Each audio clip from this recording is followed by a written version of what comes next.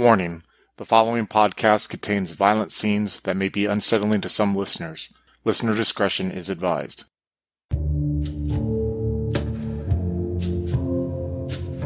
The post-Civil War landscape of the American West offers escape and opportunities to many new immigrants who come to the country's shore.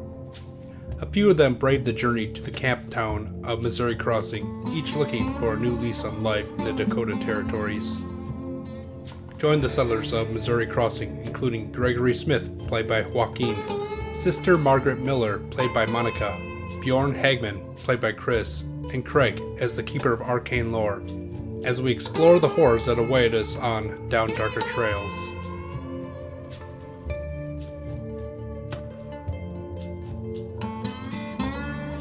So, Sister Margaret, you, in a haste, beat a retreat from Jerry's saloon tent and make your way probably back to the encampment that you guys are starting to settle. And on the way, you actually almost run right into Sister Michael. Sister Margaret's instinct is to very casually hide the book at her side, because the last thing she needs is to be caught with an occult book right now.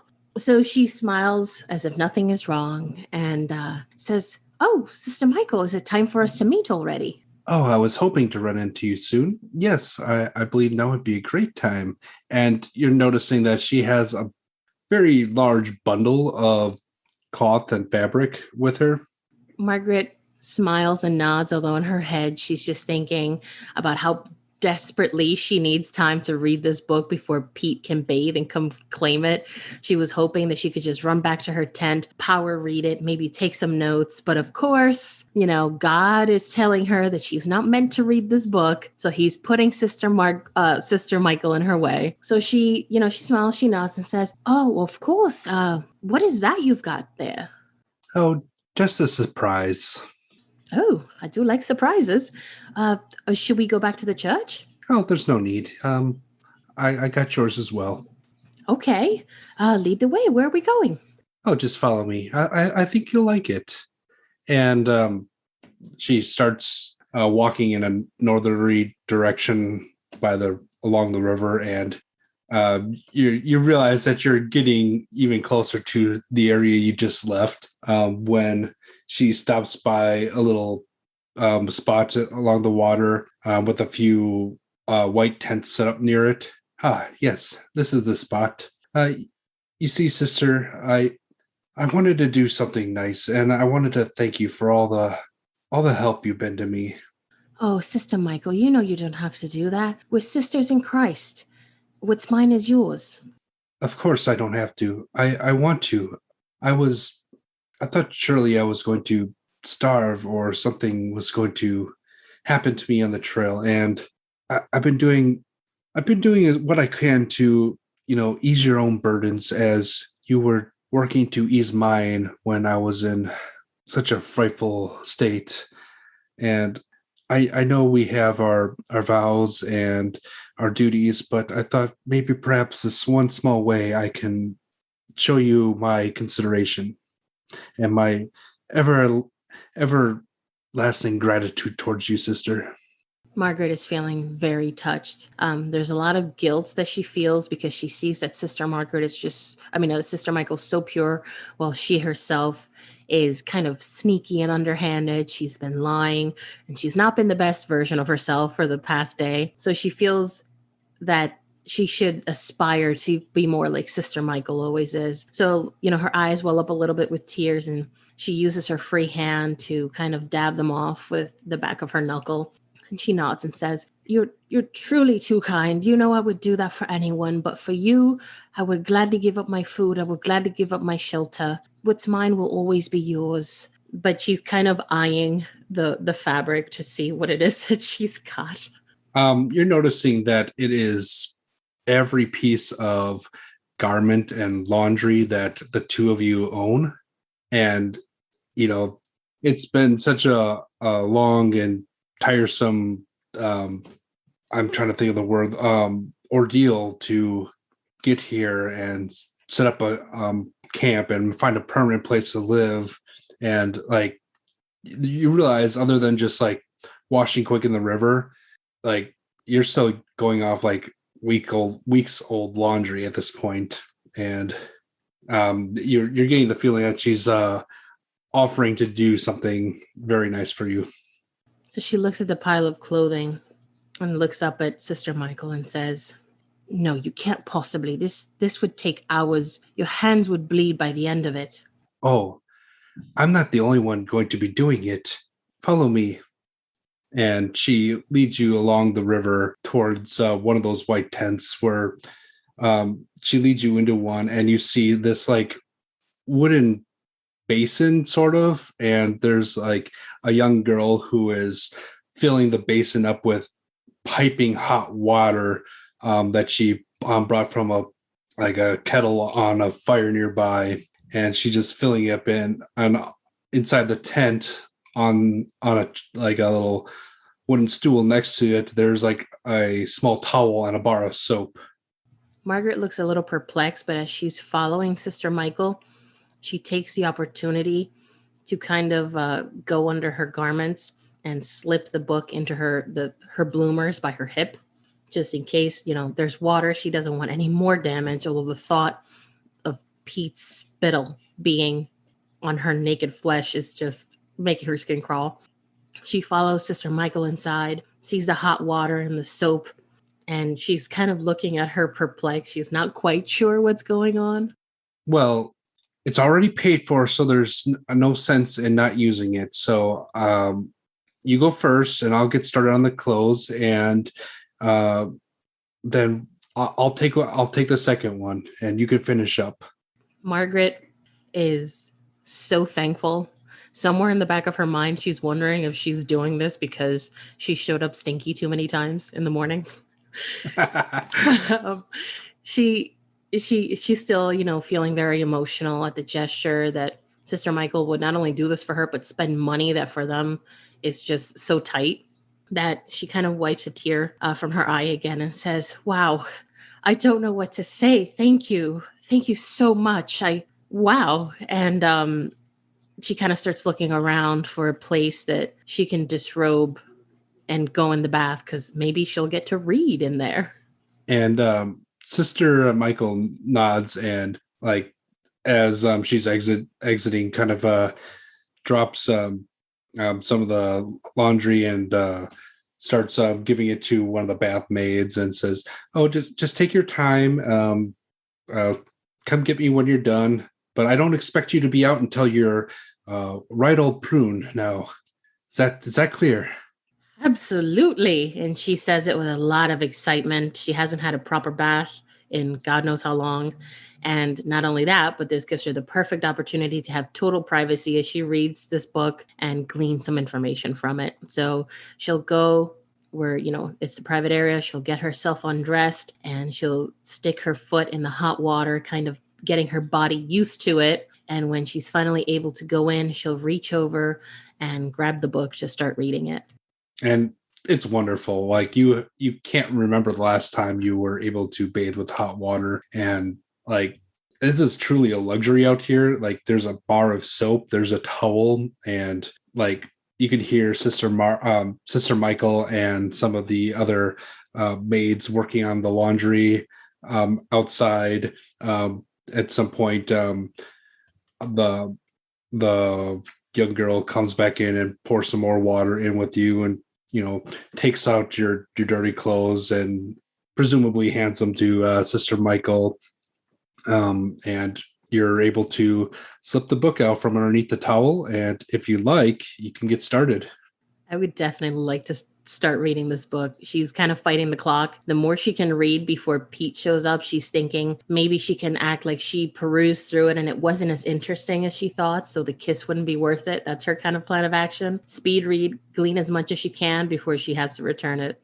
So you open the red tome, and it's like about an inch thick, maybe a few inches tall. It's a decent sized volume, but it doesn't look like it would take ages to finish. It's probably a few hours, but you feel like you can get a fair bit done in your time here. But you open it up and there's some sort of like elaborate like monogram on the front of it where you see HB, and you open up a few pages past the title pages and you see the words "My Journey into the Ninth Circle" by the famed occultist Herschel Buckman. And you flip through the pages, and like going through it, you're kind of getting the idea that at first glance it's like some highbrow, like self-indulgent prattle. You flip through, you notice a few distinct like section headings. There's one, the story of a man who is searching for the one true path to enlightenment. There's one, Journey into the Orient. There's one called Secrets of Arabia and the Himalayas. There's one called Lessons from the Dark Continent, and another called Blood Rituals of the Aztecs. So those are the headings. And, you know, you kind of like read a little bit to sample it, and it kind of reminds you of the book The Travels of Sir John Mandeville, which is sort of like a Victorian version of a medieval travelogue about a guy who claimed to have gone to a lot of places and seen a lot of things, but modern scholars have determined that he probably just, you know, copied it from other books or made things up entirely. You also notice that interlaced between some of these sections are letters, maps, really bad poetry, hymns. There's a recipe for blinding powder and family planning concoctions and spells. There's also some practical advice on taming jinn and curing sleep paralysis. And you feel like you can, you know, finish it in a good day. But is there anything that catches your eye that you would want to look in further? Well, for her current position with the girls, she's interested in the family planning aspect of it. She kind of does skim through the headers of all the chapters. And at first, she doesn't take it seriously because, like you said, it does seem like these very boisterous allegations of a well-traveled man who has all this, you know, culture under his belt. But it's likely not, you know, you can't be that rich to have traveled all these places in your lifetime, especially given the lifetime of this time period. So she's kind of rolling her eyes and thinking how silly it is to have thought that this would have yielded anything. And then she starts getting towards the back where she sees that there's, you know, things about summoning jinns and, you know, family planning and potions, etc. So that's the area that she's particularly focused on, because that's the area that could bring, you know, bring evil into this world and shy people away from God.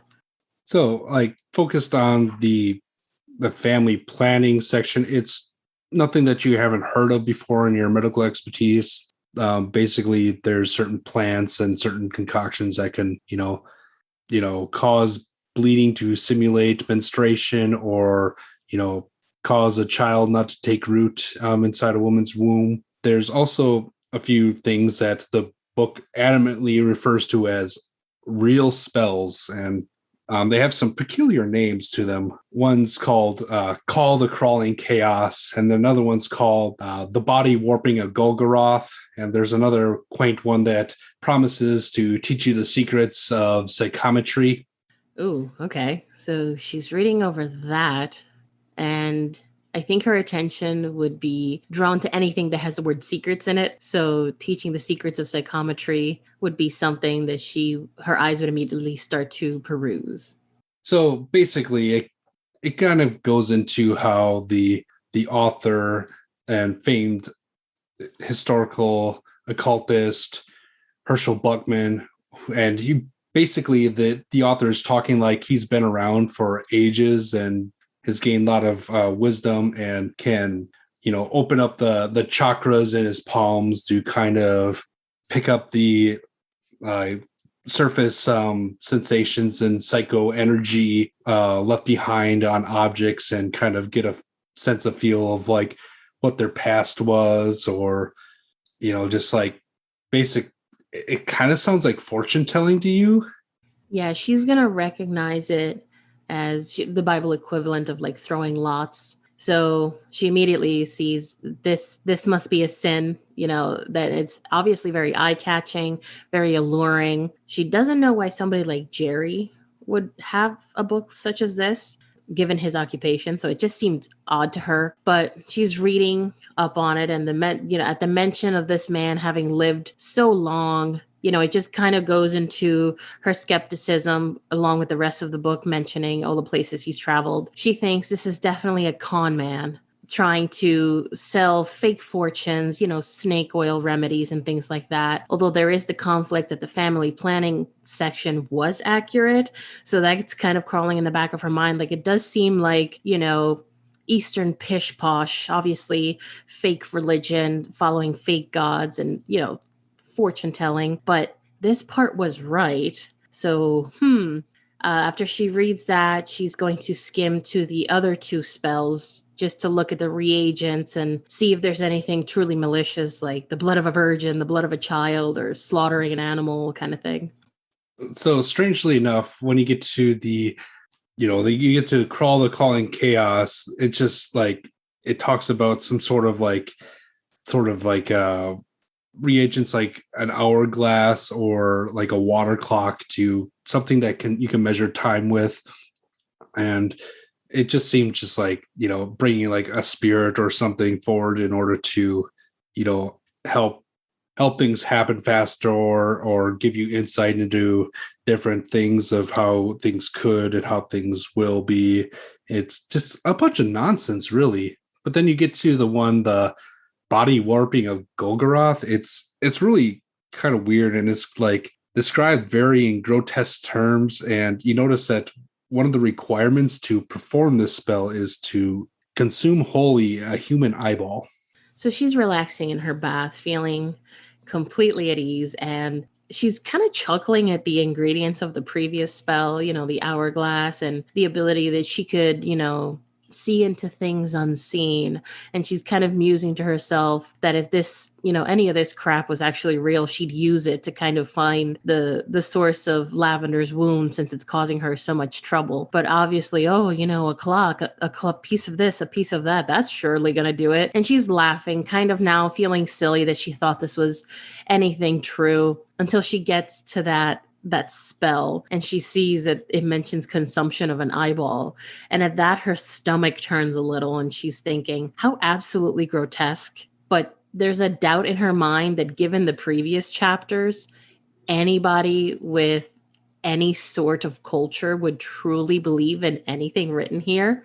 So she doesn't believe that anybody would go through these lengths, but she keeps reading and kind of jotting down in her head to later make notes, particularly this ritual, because it stands out from all the others. Yeah, and as you're going through the ritual, it's talking about how the spellcaster, if that's even a real thing, can change their own form to kind of suit whatever whim or desire that they want to, just by following a few easy steps, a few chants, just lighting a few candles, and culminating with the consumption of the eyeball at the apex of the spell.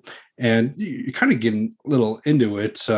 Like, I was like, okay, this could be useful, but like, at what cost, sort of thing. And you're kind of like flipping through the book and like just kind of this is your cursory glance at it, and you're feeling really comfortable. The maid comes in a few times and adds some more water to the little Margaret stew that you got going on as you're cleaning up, and like you're feeling really relaxed, and like the girl kind of like prompts you to put your head back and like says, just 1 second, ma'am, and she pours some of the water over the back of your head, on your forehead, and goes back to your hair, and just, it's very relaxing, and you kind of like feel yourself drifting a little bit, and you're just soaking there. You're feeling warm and good all around you, and kind of have this like dark feeling as you close your eyes that things are just like all warm and dark, and it's like you feel like you could actually rest here, and you're feeling weightless in the water, and you can almost feel your hair as it's floating on the surface, like as long as it's been getting, and it can almost like touch the tips of your breasts in the water, and you're just feeling completely weightless. And then, similar to the feeling that you had when you were thinking about the eyeball consumption, you had like a lurching in your stomach, and you have like the sensation of hanging upside down, and it's sort of like this weird dark area that you're in, and your eyes are just like clamped shut, and you're kind of feeling a little bit of fear, and like you feel removed from the coldness, you feel removed from the warmth around you, and you feel like coldness touching your body, and you look around and you open your eyes, but it doesn't help. Everything is dark. It's still dark, even though you're trying to blink and you can't see anything around you.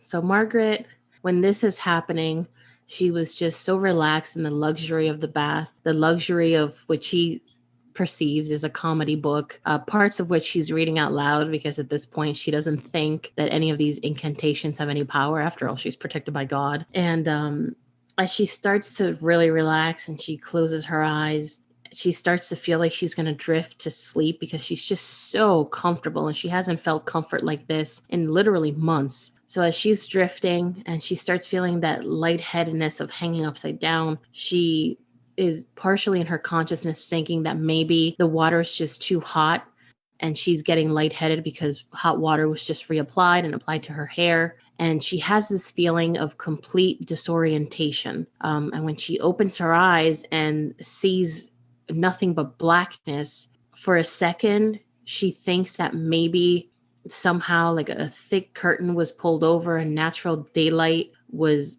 taken away. But it would take so much effort to do that it almost immediately becomes just an impossible idea that there's a logical explanation for this. So she kind of jolts and she kind of keeps adjusting her eyes. She keeps blinking hard as if wondering if she's just gone blind or if this is a dream, trying to wake herself up.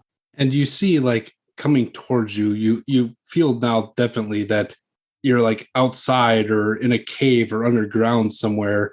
Like you're trying to like orientate yourself, and you see this like beam of light getting closer towards you, almost like it's like a lantern, and you hear buzzing around you, and you're trying to adjust your eyes, and like a fly lands on your eyeball, and you kind of like flip it off, and then you realize that you're kind of hanging from something, and your attention goes to the base of your feet, and you seem to be almost molded into the rock of the ceiling above you, and you're just seeing like faint glimpses as you're dangling upside down. You could feel your hair still wet, just like scraping on the ground. And it's, I mean, I guess, how do you feel at this point? Can we make a sanity roll? Always.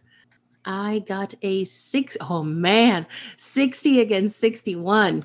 So somehow you're keeping it together and through all this, and you lose 3 points of sanity, and you're seeing like this light come towards you, and you manage to keep from screaming at this point. It's like you didn't know where this was, like this reserve is coming from, and then you hear like a voice from behind you saying, "Your laziness and godlessness has been noted.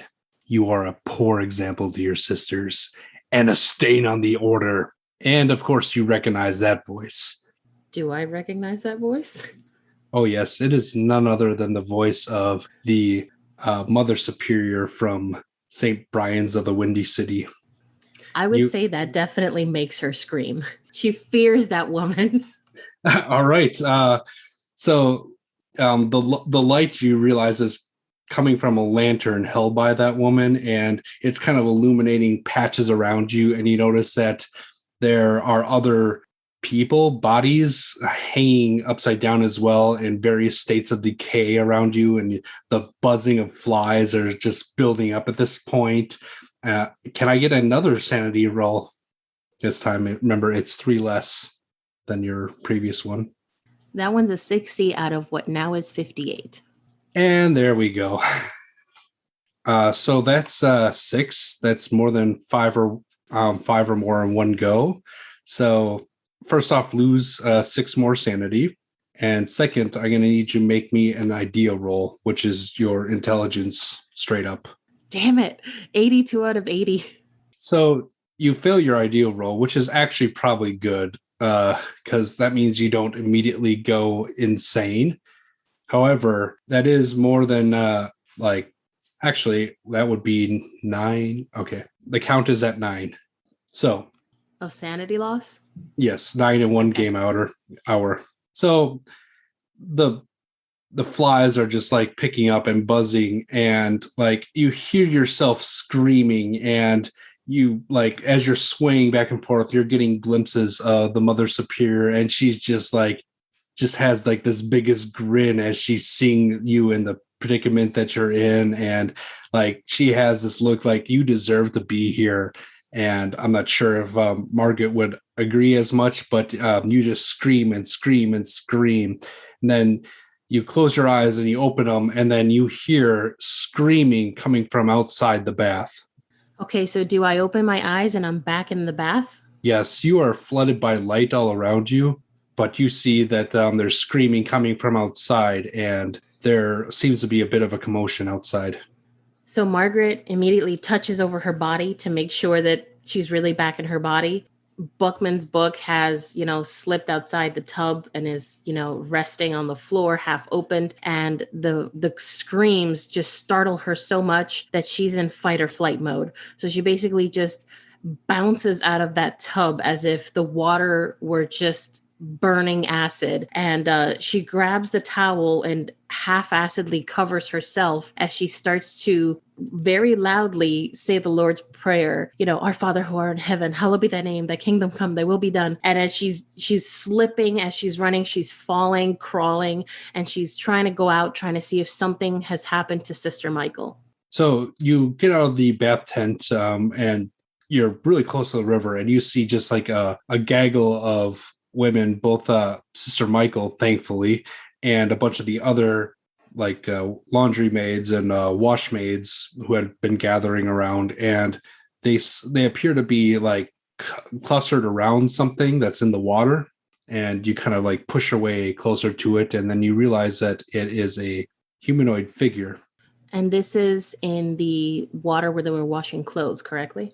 Correct. You actually see a few of your laundry has been washed and hung up, but like there's like one of your habits is like kind of like in the mud right now, and seems to have been abandoned as something else took precedence. So she's clutching the towel, but her hands are shaking so much that she's constantly trying to regroup the towel because it just keeps slipping out of her hand. And she immediately runs to Sister Michael to see what's wrong. And when she looks at the water, she lets out this blood-curdling scream as if she thinks this can't possibly be real. She was just taking this perfectly wonderful bath, and right now her heart is racing. She feels her blood pounding in her ears, and she's going completely pale. She's latching onto Sister Michael with her free hand, trying to pull her back from the water, and she's screaming, "What is this?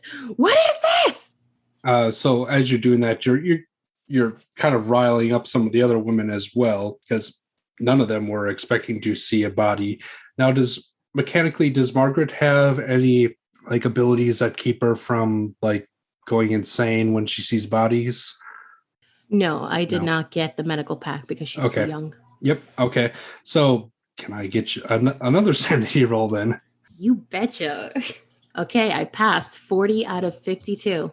So you're more like surprised than fearful of the body itself. I think that probably Margaret's reaction is more of coming from where she was, the mindset she previously was, and seeing something like show up now rather than like the actual body, because it's just a body, but in connection with the other thing, which you already lost sanity for, is probably what is making you scream at this point. So like what's Margaret's reaction to all this? What is she doing? Well, I think her mind is completely blank at the moment with just absolute horror of what's going on.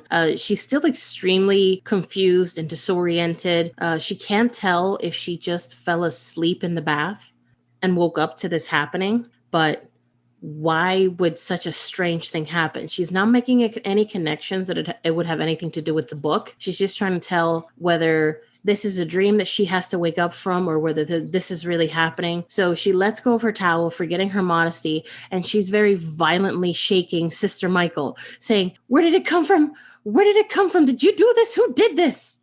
And she looks at you, and her eyes are like kind of like dripping tears at this point. I don't know. It just came down the water, and I was washing the clothes, and it just showed up here. And then, like, she takes another glance down at the body, and you're realizing that it is a woman. Again, she's as naked as you are at this point. She has probably dark blonde hair, but it's hard to tell because it's really wet, and she seems a little thin and pretty pale. But other than that, it's hard to tell what's happened to her. But it's just a naked woman in the water. So can Sister Margaret tell if this is like a fresh death or if there's some sort of decomposition? I figured she would kind of know based on her war experience what a fresh corpse would look like versus one that's got rigor mortis or bloating from being in the water a long time. You could probably find out pretty easily, but that would involve taking the body out of the water and, doing some sort of exam on it. Would you like to do that? But you are kind of still standing there naked. Yeah, I don't think she would touch a dirty dead body while she's naked. So she's still staring in disbelief and trying to find some sort of logic in this, but she's in a sort of daze. Her eyes still feel like they're stinging from the sudden light when she was in that dark cave. And as she's trying to look at this woman, she's trying to see if maybe she's one of the whores that she saw at the Silver Dollar. She's trying to really jog her memory to see if she's seen this woman before or if this is a complete Jane Doe. Yes, if you would like to make me I wish it was like a recognized role, but I'm thinking spot hidden might be the most appropriate unless you can justify something else. Spot hidden, yeah, I agree with you. Spot hidden would be the only thing.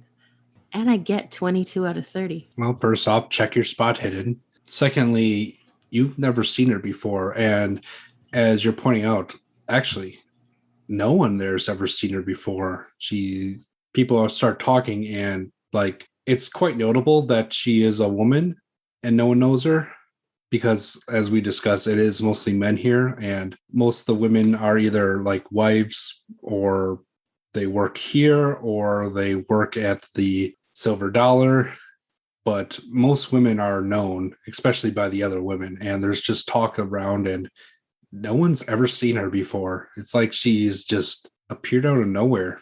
Margaret is trying to shield Sister Margaret's face with her shaking hands. She has obviously seen plenty of dead bodies before, but she is, even herself, she's horrified by what she sees. And she can only imagine the type of psychological trauma that this will cause Sister Michael. She's seen what war does to the minds of soldiers, and she doesn't want that for her dear friend. She wishes she could shelter the other woman that was, seeing, but all she can manage to say is, turn away, don't look, turn away, don't look. We don't need to see this. Somebody, please, somebody, go find Mr. Bajorn. He'll know what to do. Please go find him. Sister Michael, don't look. And she's sheltering her, but she herself can't take her eyes off the body. The fact that she's hearing that nobody knows this woman and she herself hasn't seen her either at the Silver Dollar, at service, or just on the street, she's wondering if this is a woman who just got into town and was murdered because nobody would miss her, as nobody would recognize her, or if this is a woman that perhaps she just never met. She's trying to really do her best to match the face to a name or to, a husband or something, and coming up with nothing makes her feel very uneasy. So you send off one of the laundresses to find Bjorn as you're cradling Sister Margaret's head in your arms, and you just can't help but just stare at the body as you're looking at it, and you're noticing 2 small puncture wounds on her right breast. At that, she feels that same strange energy in the back of her head and going down her spine, like the hairs on the back of her neck are standing up, and she feels this jolt of cold electricity going through her. She starts really shaking now, not just her hands, but her whole body, because all she can think of is Lavender. Lavender had the same exact marks from this unknown animal. And her eyes immediately go to those 2 puncture wounds. And, she says to Sister Michael, You just gather our things, forget you've seen this, go to church, pray for us, pray for everyone here. I'll wait for Mr. Bajon to come. I'll serve as a witness for what we've seen, but please don't look, don't think about it. Just pray for us all. When he gets here, we'll examine the body, we'll see what happened. Don't tell anyone except for Father knows what you've seen. Do you understand me? And Sister Michael is just sobbing, and she shakes her head and just like tries to take off, but she just can't bring herself to leave your arms at this point, and she just violently shaking. Hunters Hunted 2 Corruption follows 4 hunters who have been plagued by the Supernatural Society and is a great place to start if you're looking for more games to listen to by Twin Cities by Night and you enjoyed Missouri Crossing.